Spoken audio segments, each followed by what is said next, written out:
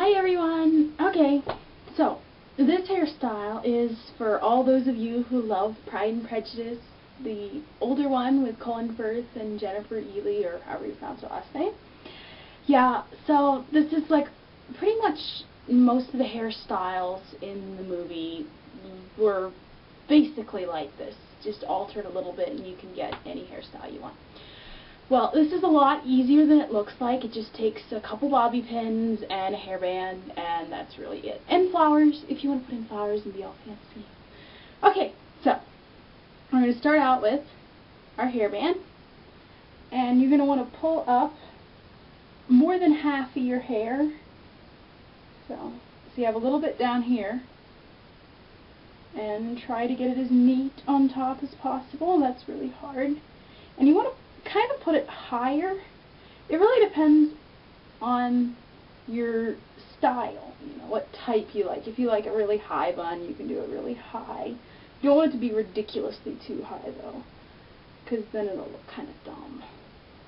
It won't fall as nicely, but anywhere is acceptable as long as it's not too high or too low. You don't want it to be like down here or anything like that, because then it'll get in the way and it just won't look as nice.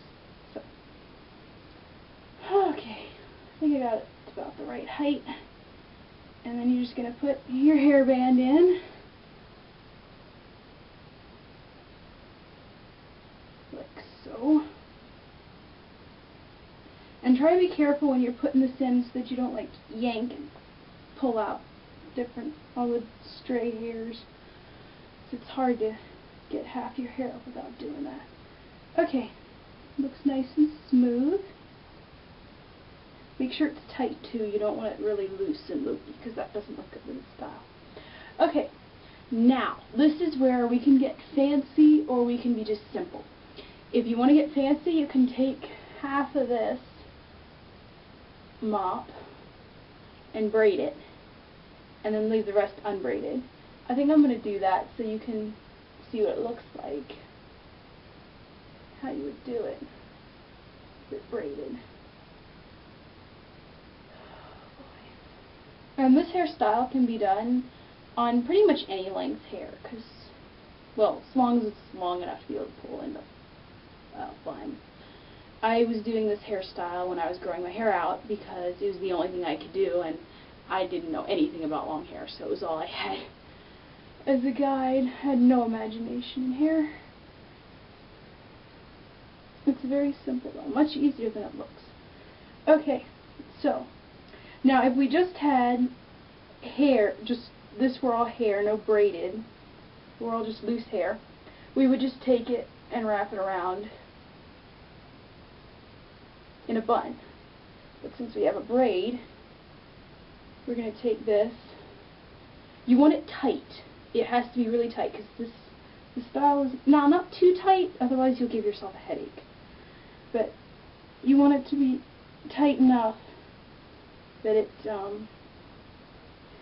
doesn't make a really big bun, because that's not part of the style. Now, what I almost forgot to tell you, you have to keep the braid right here. Make sure you go over the braid, because otherwise it gives this really weird look. And it's not in keeping with the air. At least I don't think it is anyway. Do whichever way, whichever works best for you, but I like the braid under.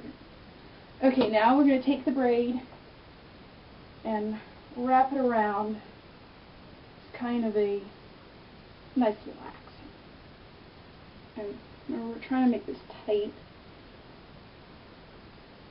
As tight as we can anyway. Try to be careful also when putting these in with a really small bun. The tendency is to jab the bobby pin into your head.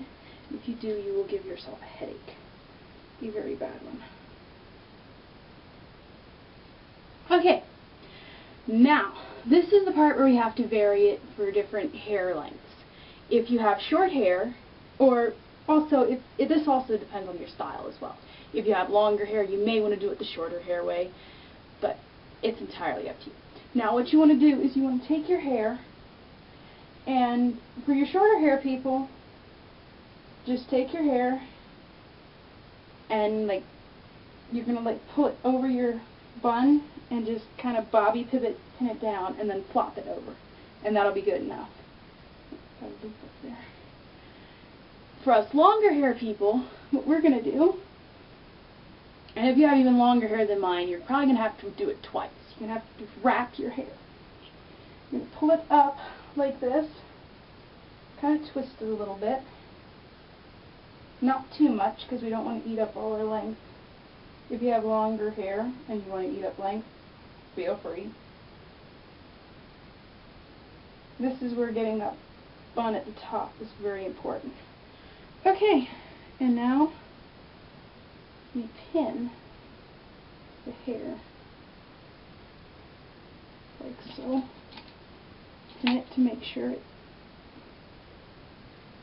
sticks good. Okay, and now we have a little itty bitty tail like that. And then you just, if you have curly hair, just get it wet and run it around your finger. Looks great. If you don't have curly hair, curler. Yeah, so most of them have these little curls coming down. If you want to get the Netherfield hairstyle for Lizzie, the one where she has all the pretty flowers and stuff in her hair, and oh, her hair looks so amazing.